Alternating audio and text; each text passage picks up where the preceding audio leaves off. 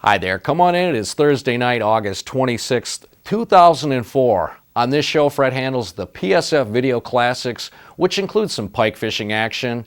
We have discussions of catch and release versus catch and fillet, a look at ringneck pheasants, which were still an important game bird 22 years ago, and we'll take a moment to remember Mort Neff, the original Mr. Michigan Outdoors. I have a guide's report on the recent outdoor conditions, and we have a lot more, so stay tuned. I'm Zachary Trost, and you're watching The Practical Sportsman. From the rugged shores and woodlands of the north, it's history of copper mines and iron ore, the Great Lakes fishery. To the farmlands of the southern counties we'll look around, my friend, at all that waits the sportsman in the state of Michigan. And sometimes when the moon brings out the diamonds in the snow, and the stillness of the forest lies encased in Arctic cold, the wind might whisper through the trees, listen if you can, it tells you all the beauty in the state of Michigan.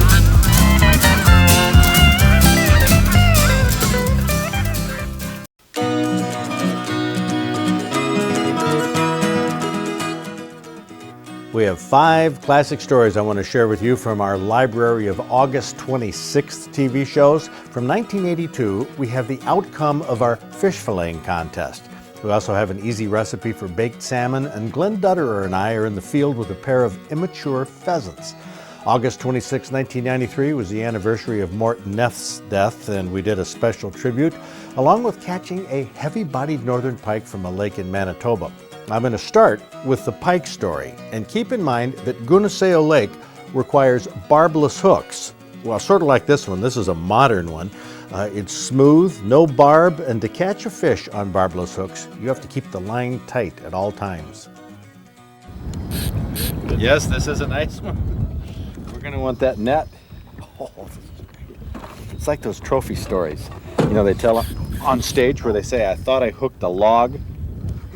Well, this is Gunaseo Lake, northern Manitoba, mid-July. Oh.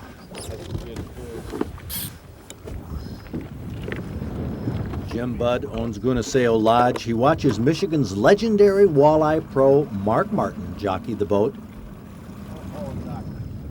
I am excited. Are you having fun yet? I really don't want to talk, very frankly. That is what it's all about. Oh, man.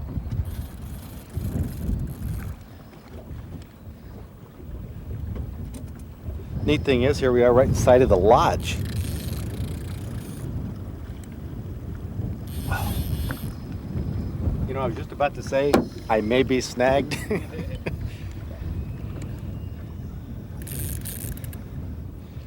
Yeah, don't. I know. Make me nervous when you touch that drag. It makes me nervous when it runs. I don't even want to. Oh, here it is. him. Here it is. Oh, oh boy. Walleye, huh? I can't tell if it's a walleye or a pike, but it must be a. It made it run like a pike. Yeah, made it run like a pike, but you should be able to see him. And just there he is. It's a pike. What is it? Northern. Oh, it's a northern. big northern. Nice northern. Yeah. Oh. Nice one.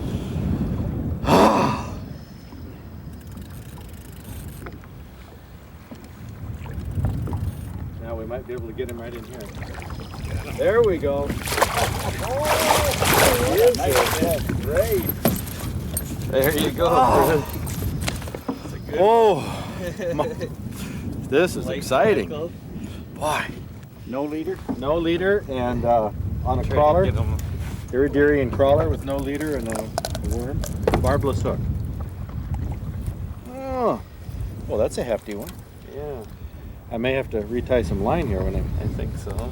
done. That is a nice, healthy fish. Sure is. That's a good one. That's a hefty one. Well, I have to put the measuring tape to this one. Northern pike are fun to catch. They strike savagely, dive under the boat. They have a mouthful of sharp teeth, and they look mean. People find the savage attacks of northern pike exciting. Now, this one measured 33 inches. It's not a trophy, but it's pretty close. 30, and I tell you what, this is a heavy-bodied pike. Yeah.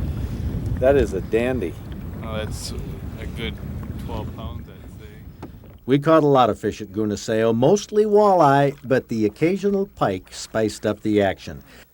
Gunaseo Lake in Manitoba is primarily a catch and release lake, and that's fine, but that's not my favorite kind of fishing. I've always been a catch and fillet angler because, see, I fish because I like to eat what I catch, which is why in 1982 I held a fish filleting contest in Ludington among charter captains and mates.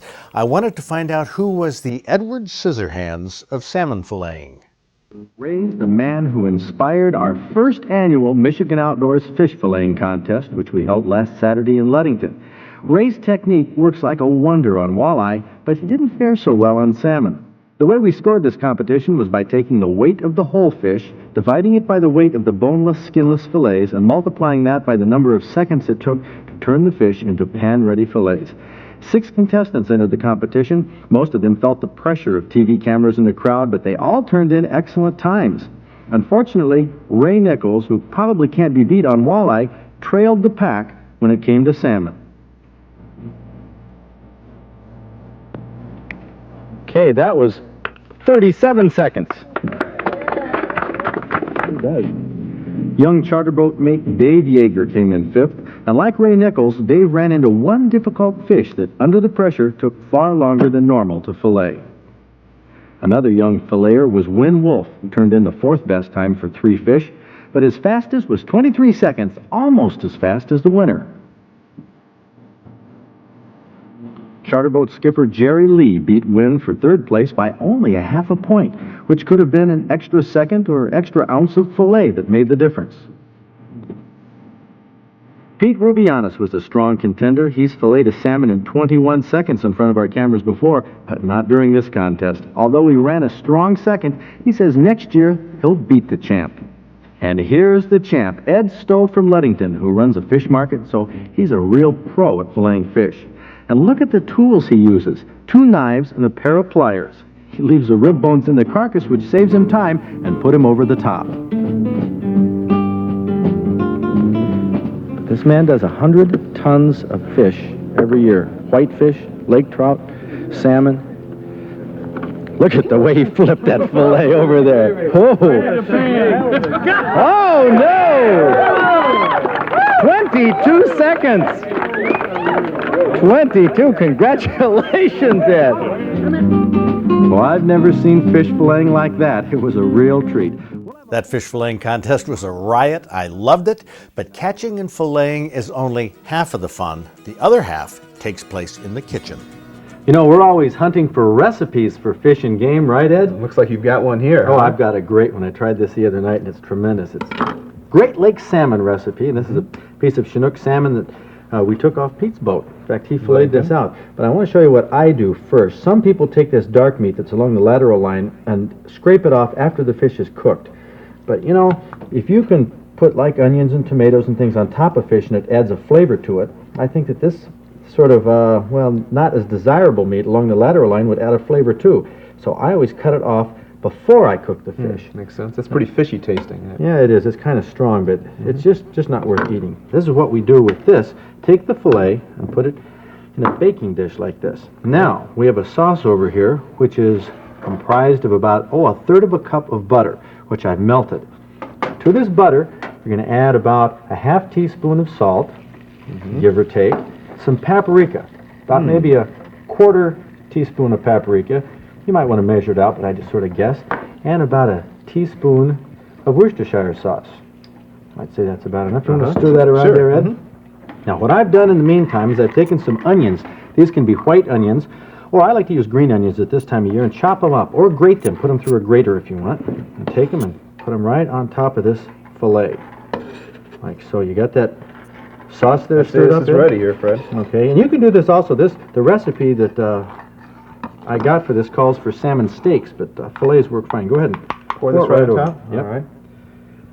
Go ahead, just all the way around there. Okay, so this is butter, paprika, salt, and Worcestershire sauce on top of the salmon with the onions. Now, we'll put that in the oven. Now, we have one in the oven all done. Why don't you get it out right now, Ed? And you can start tasting it. It's called baked salmon steaks or baked salmon fillets. How's that look? Oh, it looks great. Okay, we're here. You can get started on that. Scoop Okay. some out. See how it tastes. Now seriously, Fred, you know, this is great. it is, isn't it? It's great I stuff. told you the other day it was super. It doesn't look like much in the pan after you Oh. take it out, but it is mighty. Can I have tasty. some more? Sure, you can. I even want to know though- about this tartar sauce. It's great. Isn't that good? Mm-hmm. That recipe came out of this. The special tartar sauce was a recipe that came in this 1982 fish recipe book published by the Lansing State Journal. We put the tartar sauce recipe on our practicalsportsman.org website along with the baked salmon recipe that Ed Groves and I demonstrated. And that recipe was also in our Inside Michigan Outdoors newsletter, which you can also read in its entirety on our website. Each week we're adding a little more history of our TV show on the web. And here's a 1982 story that features a historic bird that's not so easy to find anymore. Well, this little rooster pheasant, ring-necked pheasant, very common to Michigan, is only about 2 months old.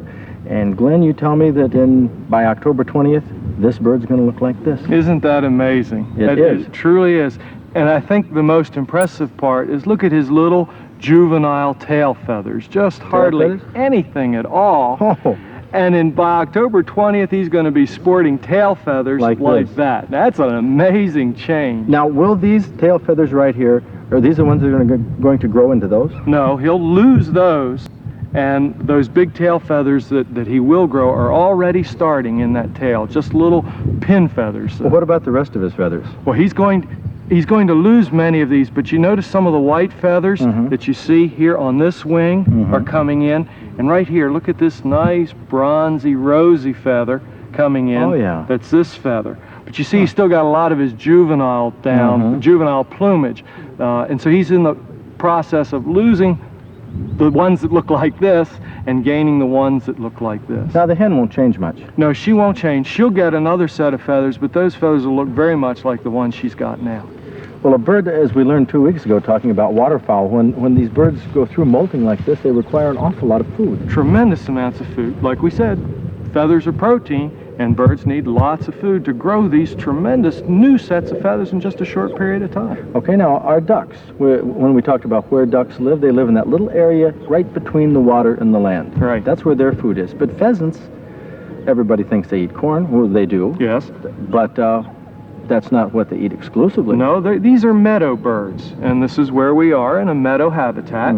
And this area is extremely important to these birds. This is brood habitat. This is where these young birds find the food that they need. And if you Just listen, a grassy field, you mean, like a grassy field, a weedy field. Well, what do they eat? Queen Anne's lace? No, they don't eat Queen Anne's lace, but here's an example of some of the seeds they eat from clover. This is clover here? White sweet clover.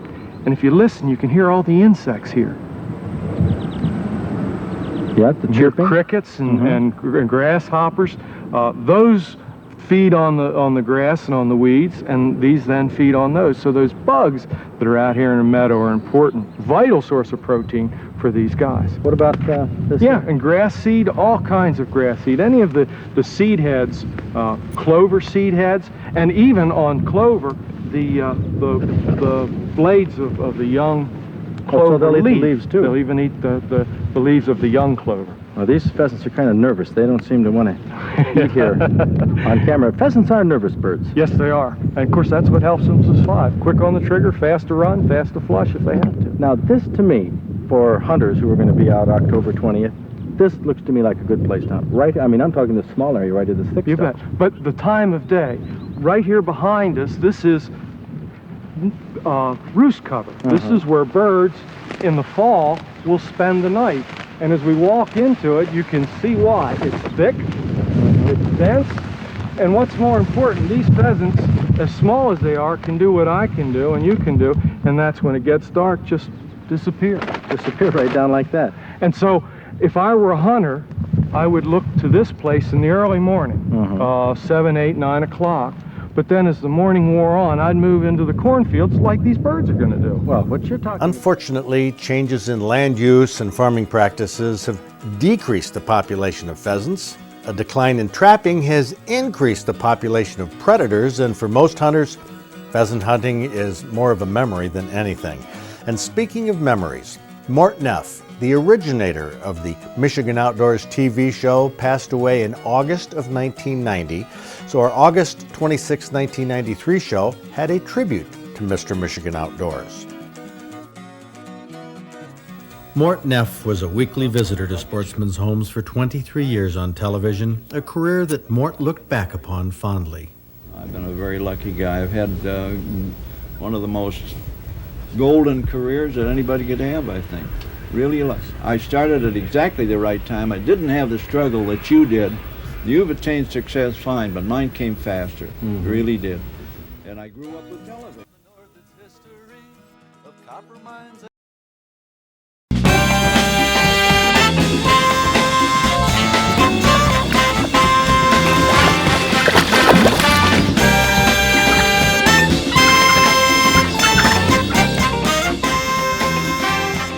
Ronald Block from Fraser.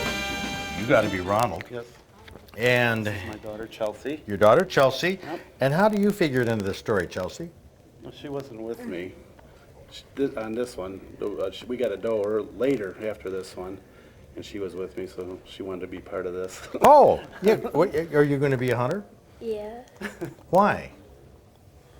I don't know. Good, but your dad has been encouraging you? Yeah, He doesn't like make you do it, like going to soccer and stuff. no, You have any brothers or yeah, older? yeah. And they hunt? My son does, yeah. He couldn't make it here today, though. Ah, so Yep. Chelsea came, and you didn't see this 10-point being taken, but you saw the doe? And what was that like for you? Cool. It was cool. Did you tell people, kids at school about it? Yeah, And what'd they say? I don't know. I mean, you're from the Detroit area, Fraser? Yeah, Yeah, that's kind of a different world for them down there. Yes, it is. And you were hunting, of course, Clare County, Yes. family property or what?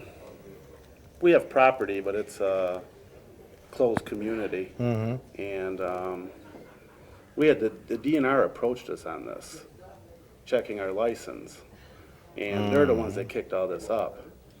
Yeah. Kicked what up? The deer. Because they were going through the woods checking everybody's license. So I owe it to Officer Wood for kicking this up for us. Finally! A CO did something good! How about that? Yeah. No, I'm just kidding. They do a lot of good things, create a lot of work for people like me. But your license was okay and everything? Oh, yeah. Yeah, they thought our license was that we didn't have the right license and that we weren't property owners, that we were trespassing, but they were wrong, so. You mean they came onto your private Well, property? they came onto it's a community property. And who let them off? Somebody called and said that there was people trespassing back there, but they were wrong, so. And they accused you as a property owner Right, of being trespassed. yep. So how did that sit with you? Well, pretty good now. At the time, I was really upset about it, so. So do you think the law enforcement, I mean, the number of hunters has been going down and fishermen, do you think law enforcement has anything to do with it? Yeah, but somebody called and said that there was trespassers. How do you back know there. that? They told us. I got to take you into some counseling. No, That's what they always say. Well, I'll bet you nobody called. well, I don't know. We can run a FOIA on it. Contact me later. Yeah. Congratulations, Ronald Block.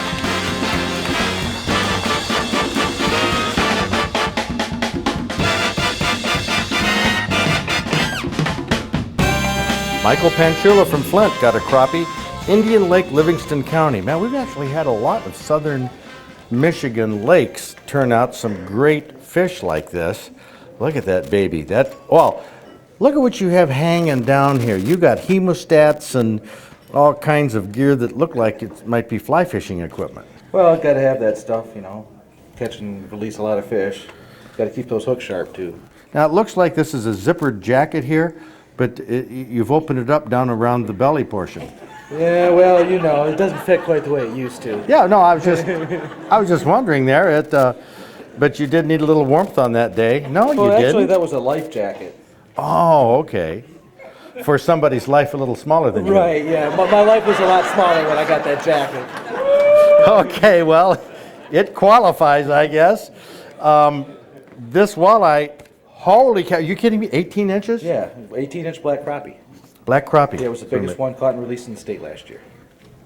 Man, why didn't you get it mounted? Throw it back, catch it again. Yeah, right. Well, try to catch it anyway. You want to bet? Got to have an excuse to get out there, you know. Yeah. Man, what were you fishing for? For crappies and bluegills. Just drifting tube jigs. And you throw them all back? Well, no, we keep the smaller ones. You know, 12, 13 inches. Good eater size. Yeah, the small ones smaller like ones. that, yeah. Indian Lake, I make a point of that there, Joanne. We want to keep that. Well, that's great. That's a great story, Michael. Penchula from Flint. Oh.